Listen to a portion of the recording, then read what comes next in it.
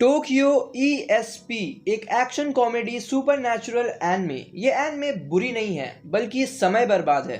इसका पहला एपिसोड आप देखोगे you will be like season मस्त हो सकती है, बट जानते हो उसके बाद क्या होता है? एपिसोड 2 से लेकर एपिसोड 10 तक चलती है बैक स्टोरी और एनमे एंड होती है क्लिफ हैंगर के साथ। इसे रेटिंग्स मिली है माई एनिमेलिस्ट की तरफ से 6.5 की और IMDb की तरफ से 6.4 की।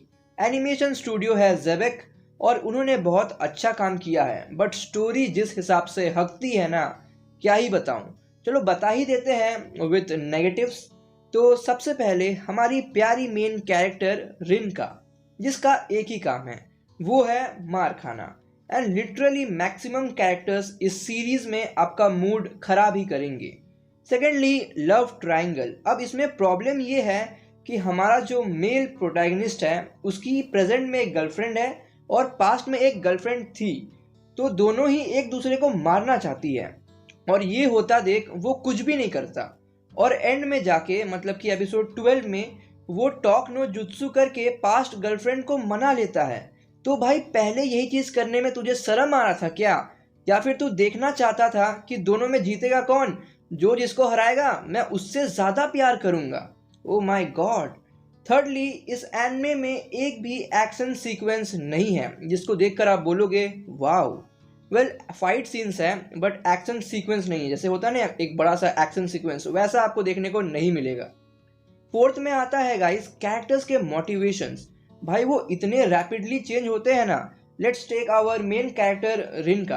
पहले गाइस एक सिनेरियो आता है जिसमें उसे अपने बॉयफ्रेंड या फिर लोगों को बचाना पड़ता है, तो वो लोगों को बचाती है ना। उसके बाद वो सोचती है अरे अब तो मेरा बॉयफ्रेंड नहीं है, तो अब मैं हीरो बन के क्या करूँगी। फिर वो सोचती है क्योंकि मैं हीरो बनने की कोशिश कर रही हूँ इसलिए विलन्स अटैक कर रहे हैं इनोसेंट लोगों के ऊपर। फिर वो सोचती है मैं हीरो बनना चाहती हूँ क्योंकि मैं अपने डैड कैसा बनना चाहती हूँ। फिर वो सोचती है कि मैं हीरो बनना चाहती हूँ बिकॉज मैं दुनिया को बताऊंगी कि सारे सुपर हीरो जो है मीन्स जिसके पास सुपर ह्यूमन स्ट्रेंथ है, सुपर ह्यूमन पावर है, वो सब बुरे लोग नहीं है। मैं तो बोल रहा हूँ पहले डिसाइड कर लो कि तुम क्यों हीरो बनना चाहती हो। ओके। फिफ्थ में आता है इस यूनिवर्स या फिर इस एनिमे का जो गवर्नमेंट है ना। भाई इतने दिनों से सुपर नेचुरल लोग सरेआम तबाही मचा रहे हैं, तहलका मचा रहे हैं सिटी में, और तुमने उन्हें काउंटर करने के लिए कुछ भी नहीं किया।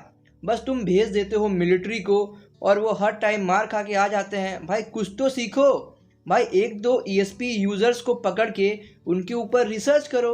बट नहीं, अगर वो हम करेंगे तो एनिमे ऑडियंस इरिटेट कैसे होगी। मैं तो बस यही बोलूँगा गाइस, पहला एपिसोड क्लिकबेट है और पूरा सीजन टाइम वेस्ट है। अगर मांगा कंटिन्यू करना है आपको इस सीजन के बाद तो आप चैप्टर 27 से कर सकते हैं। तो अब थोड़ी बातें हम पॉजिटिव्स की भी कर लेते हैं, कुछ ज़्यादा ही नेगेटिव्स हो गया। तो सबसे पहले इसका म्यूज़िक जो काफ़ी बढ़िया है, ओपनिंग और एंडिंग दोनों ही कमाल के थे। सेकेंडली एनिमेशन जो काफ़ी अच्छी है, बट क्योंकि कोई एक्शन सीक्वेंस नहीं है इसलिए अच्छे एनिमेशन के बावजूद भी वो हमें पे ऑफ नहीं कर पाती है as a supernatural super power anime. तो यही थे पॉजिटिव्स। अब बात करते हैं इसके प्लॉट की। कहानी रिवॉल्व करती है रिन का और आजुमा के ऊपर, जिन्हें सुपर पावर्स मिल जाती है बाय अ शाइनिंग फिश। तो आजुमा रिनका को उसका पार्टनर बनने को पूछता है जिससे कि वो बाकी लोग को रोक सके जो उस पावर का सही उपयोग नहीं कर रहे। तो आगे उनके जर्नी में क्या क्या मुश्किलें आएंगी और क्या वो नॉर्मल लोगों को प्रोटेक्ट कर पाएंगे, जानने के लिए देखिए टोक्यो ESP। इसमें 12 एपिसोड है और इंग्लिश डब भी अवेलेबल है और कुछ कैमियोज भी आपको देखने को मिलेंगे फ्रॉम गारे जीरो एनिमे और घोस्ट बस्टर्स भी आपको देखने को मिल जाएंगे। तो आज के लिए बस इतना ही, पर जाने से पहले बात कर लेते हैं ओवरऑल रिव्यू की, जिसमें नूब्स के लिए ये है अबव एवरेज, जनरल ऑडियंस के लिए पासेबल, प्रो ऑडियंस के लिए टॉलरेबल, रिव्यूअर्स के लिए मन किया तो देख लो, और मेरी तरफ से मीडियोकर। तो आपसे जल्दी मुलाकात होगी एक नए वीडियो के साथ। Till then take care and good bye.